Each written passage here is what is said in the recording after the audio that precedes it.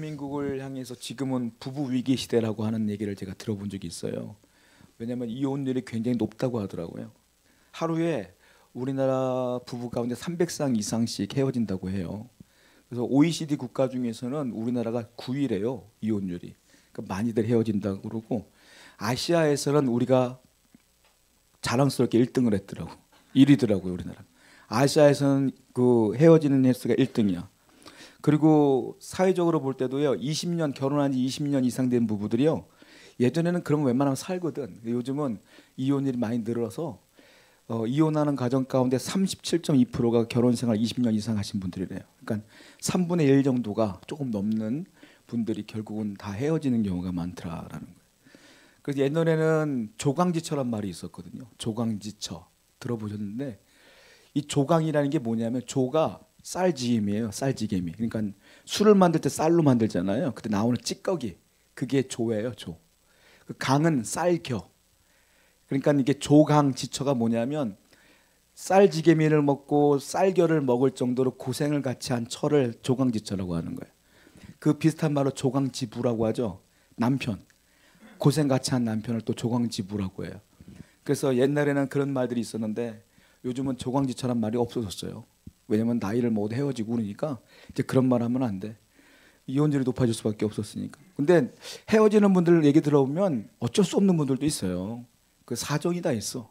그러니까는 그걸 가지고 우리가 뭐라고 할 수 없는 게 다 사정이 있고 막 어떤 가정에 보면 폭력이 있고 막 중독이 있고 이러다 보니까 도저히 살 수 없는 경우도 있어요. 그럴 때는 우리가 좀 이해해 줘야 돼. 예전에는 목사님들도요. 이혼 경험이 있으면 파면당했거든요. 저는 만약에 우리 사모님하고 헤어지면 목사 안 돼. 파면당해야 돼. 근데 지금 법이 바뀌었어. 왜냐하면 이해해 줘. 왜냐하면 사람들이 별 이상한 사람들이 많다 보니까 지금은 목회자들도 이해해 줘. 헤어져도 그냥 파면 안 시켜 요즘은. 얼마나 다행인지 몰라. 예전에는 파면당해서 사모님 꼼짝없이 살았었는데 요즘 조금 소리 내도 될 것 같아요. 그런 얘기가 많아요. 조광지처 얘기가 이제 없어졌다고 하잖아요. 여러분 근데 옛날에 드라마 가운데 이런 게 있어요. 사랑은 움직이는 거야. 기억나세요? 사랑은 움직이는 거야. 멋있잖아요 말이. 근데 사랑은 움직이는 거야라는 말은 다른 말로 사랑은 변하는 거야 이 말이거든요. 근데 성경을 아무리 봐도 하나님의 사랑은 변함이 없어.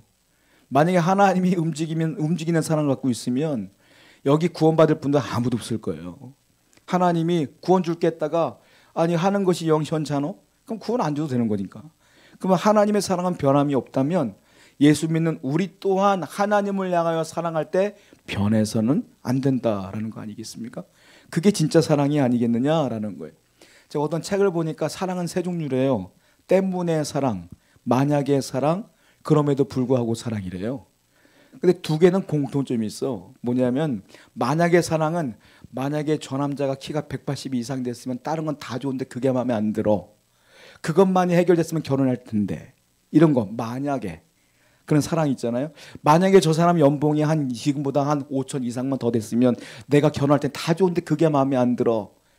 그런 경우 있잖아. 그걸 만약의 사랑이라는 거예요. 때문에 사랑. 저 사람이 이거 때문에 내가 결혼했어. 이 말이에요.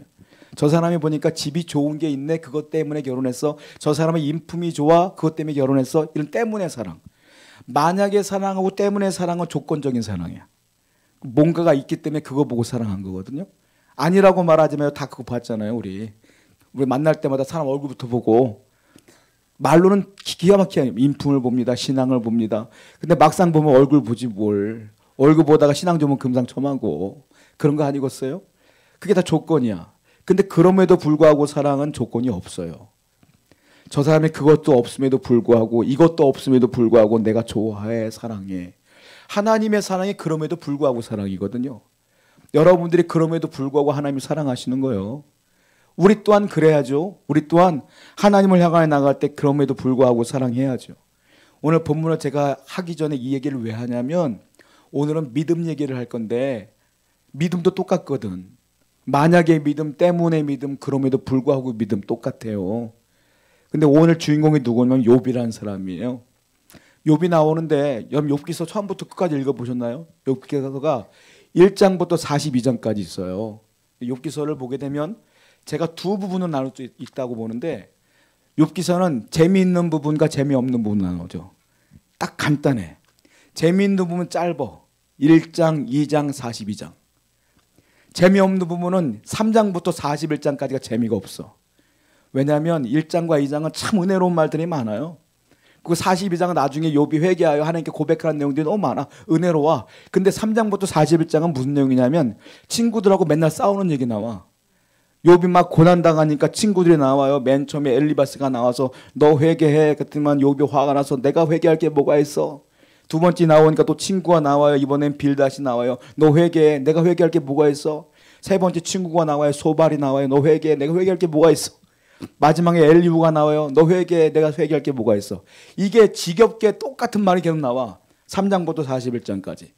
근데 우리 교회는 이미 1장부터 42장까지 봤어요. 언제 봤게요? 제가 큐티 설교 1장부터 42장까지 했어요. 재미있는 것부터 재미없는 것까지 다 했어. 여러분들 기억을 못할 뿐이요. 하여튼 욥기는 저도 묵상해 봤더니 너무 재미가 없어요. 너무 이해하기도 없고 난해하는 얘기가 너무 많아요. 그래서 오늘은 재미있는 부분 1장 얘기만 한번 해보려고 그래요. 욥기 1장 1절을 보면 이렇게 쓰여있어요. 한번 읽어보겠습니다. 시작.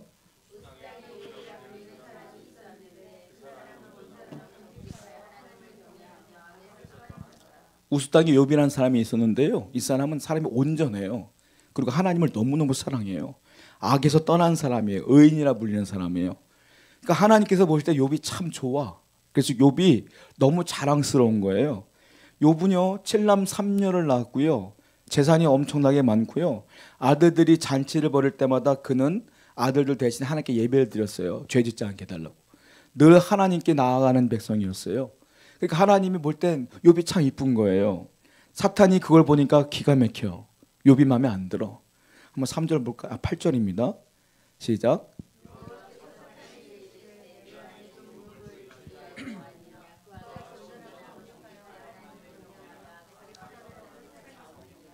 욥은 참 행복한 사람입니다. 하나님이 자랑할 정도니까. 하나님이 여러분들이 이렇게 자랑하면 좋겠죠. 우리가 그렇게 살아야 될 줄로 알아요. 너 아무개 봤냐? 걔 참 순종 잘하지 않냐? 이렇게 말할 정도로 우리가 욥처럼 인정받는 자가 된다는 말이에요. 그런데 사탄은 이러한 사람을 놔두질 않아요. 왜? 하나님이 좋아하는 사람은 사탄은 싫어할 수밖에 없지. 가만 놔두면 안 되겠어. 그래서 욥을 무너뜨릴 작정을 합니다. 그래서 하나님을 찾아가요. 하나님께 이렇게 말해요. 하나님 잘 알겠어요. 욥이 착하고 참 신실한 것 같습니다. 그런데 제가 3가지 질문 드릴게요. 여기 다 포함될 겁니다. 하고 얘기를 해요. 욥기 1장 9절부터 11절이 사탄이 하는 얘기예요. 한번 읽어보겠습니다. 시작.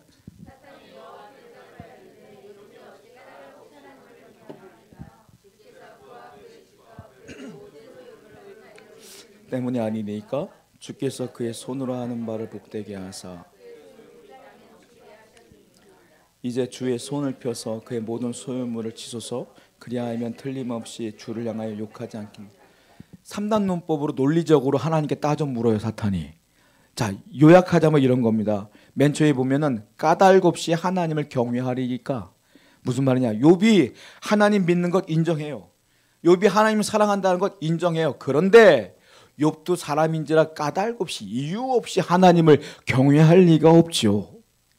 다 이유가 있으니까 하나님을 사랑하는 거죠 라고 시작하면서 두 번째 10절에 뭐라고 말하냐면 하나님이 그에게 울타리를 둘러주셨고 하나님이 그에게 복을 많이 줬기 때문에 감사하고 믿는 거죠.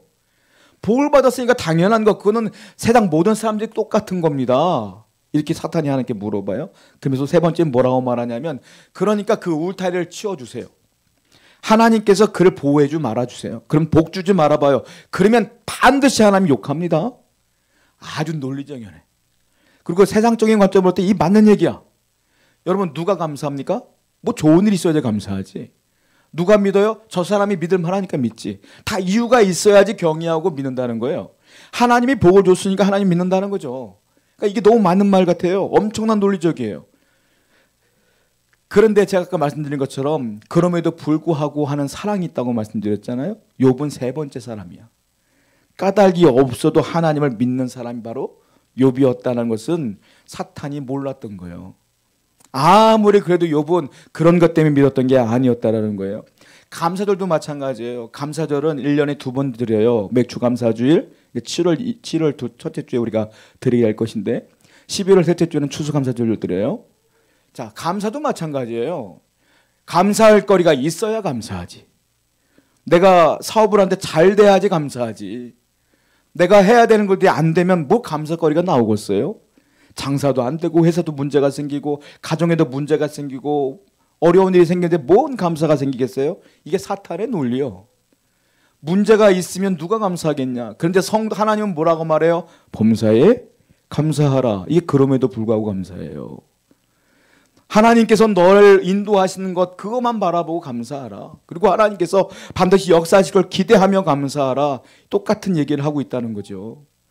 자, 결국은 이 욥은 마지막에 철저하게 하나님께 회개해요. 나중에 42장에 보면은 읽어보겠습니다. 욥기 42장 5절입니다. 시작.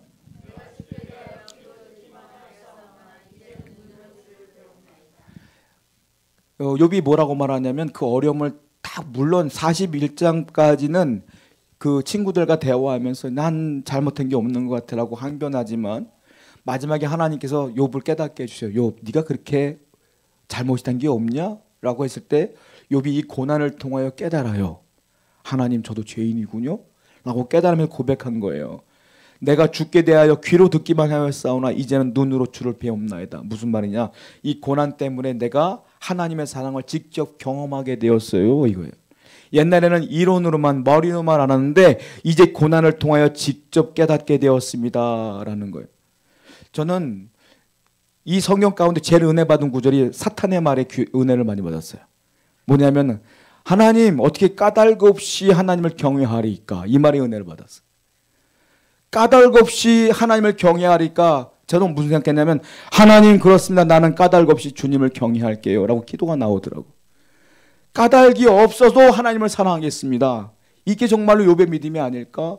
이게 성도의 믿음이 아닐까라는 생각을 해봐요. 여러분 성도는요. 뭐가 잘 됐을 때 감사하는 게 아니에요. 그건 세상의 사람들 다 하는 거예요. 애들도 해 그거는. 아빠가 엄마가 맛있는 거 사주면 고맙습니다 해. 근데 성숙한 사람은 그럼에도 불구하고 그러지 않아도 감사할 수 있는 사람이 성도예요. 하나님은 여러분들 분명히 사랑하십니다. 믿으시기 바라요. 아까 서두에 말씀드렸어요. 하나님의 사랑은 변함이 없어요. 근데 여러분들 인생 가운데 고난이 있다? 어려움이 있다? 그 또한 하나님이 허락하신 것이기 때문에 견디다 보면 마지막에는 뭘로 끝난다? 은혜로 끝난다. 그러니까 믿음으로 감사하며 그럼에도 불구하고 하나님을 사랑하시는 여러분들에게 축원드립니다. 우리 기도하겠어요.